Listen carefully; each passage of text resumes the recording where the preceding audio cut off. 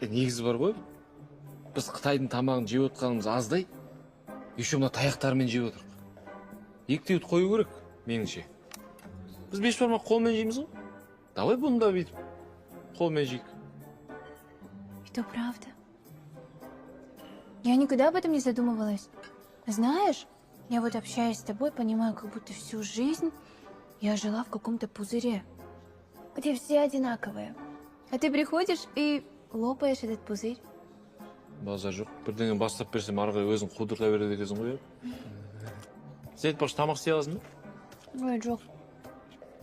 Вообще не умею. Үйренгім де келмейді.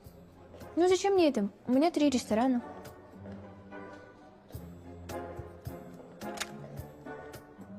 Онда үйренбей-ақ қой. Керек емес. Қарнымыз ашса рестораннан заказ бере саламыз.